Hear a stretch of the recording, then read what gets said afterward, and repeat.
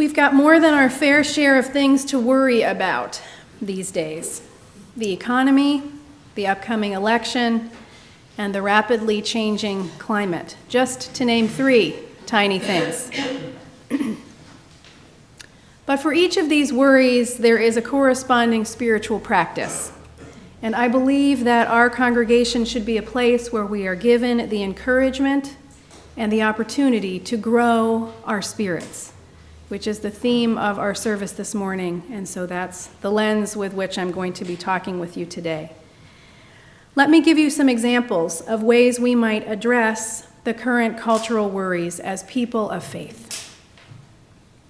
First, the economy. I am not an economist. I have read some books, but God knows if reading a book makes you an expert, then we're in trouble. So right out of the gate, let me again say, I am not an economist. But along with the rest of you, I care about the economy, and I'm trying to figure out what I see that is happening. What I've discovered is that I'm more aware of my own personal connection to the economy these days. Which bank is being bought out now? What will that do to my mortgage payments or my savings? Is my money safe? And I am alert to the ways in which I have lived beyond my own means over the course of my life, and how much less willing I am to do that the older I get. These last months, I find myself more aware of the spending that I do and more discerning about it. And I think to myself, is this actually something that I need, or is it something that I want?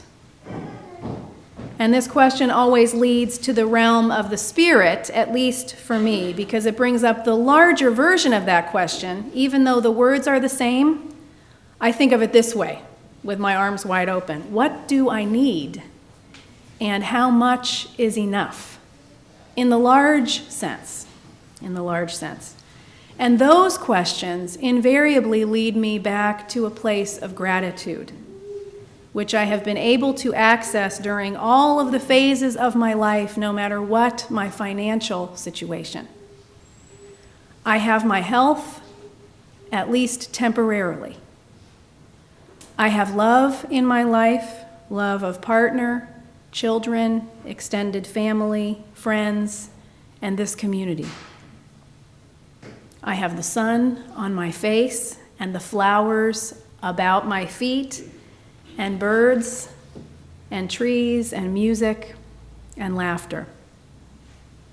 Now, I know what some of you are thinking, and I could point to you or invite you to stand, but I won't do that. That this sounds simplistic, or Pollyanna, or somehow lacks depth, so I want to face that head on. The teacher Thich Nhat Hanh speaks in very clear, basic language about daily life. And in these very simple ways, he gets to the very heart of all of the world's greatest religious teaching. Peace is every step, he advises us. We do indeed have this moment, this breath, these companions. We do indeed have the very daily tasks which connect us with deep truths. We can bring our attention back to the present moment, which is really all that we have. This moment is all that there is. And then the next. This is all that there is. So any deeper question, I think, can lead us back down that path with heart that Lauren was talking about a month or so ago. These questions lead us, I think, back to the heart questions. How much is enough, and what do I need? And these are good questions to keep with you in these days of an economy gone haywire. If you are like I am, the upcoming election pulls on some very deep threads within your spirit as well. Will we once again be able to have a sense of pride in our country? Will we begin caring again for those less fortunate and for our children's education? Will we be the bearers of peace, or will we be the masters of war, environmental degradation, and torture? Think globally, act locally. All we can do is what we can do, but we must do something.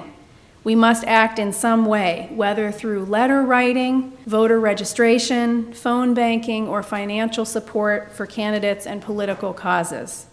I do know that in this circumstance, praying will not be enough, because if that would have been enough, we would not be in the situation that we are right now, because we all prayed really hard last time around, I'm pretty sure. So praying will not be enough. We must act in support of our principles. So to reframe this for you, I invite you to consciously examine today's political questions very particularly, to do so through the lens of your religious and/or spiritual beliefs.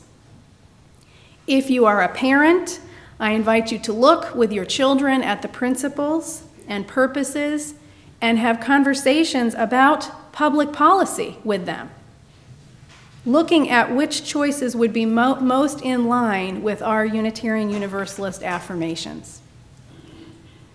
Participate in circles of conversation here with your other companions on this faith journey, with your friends at UUSM and acquaintances regarding the issues, specifically the issues, and how they relate to our faith, which is a faith based on hard-won ideals such as freedom, reason, tolerance, and the love of God for all.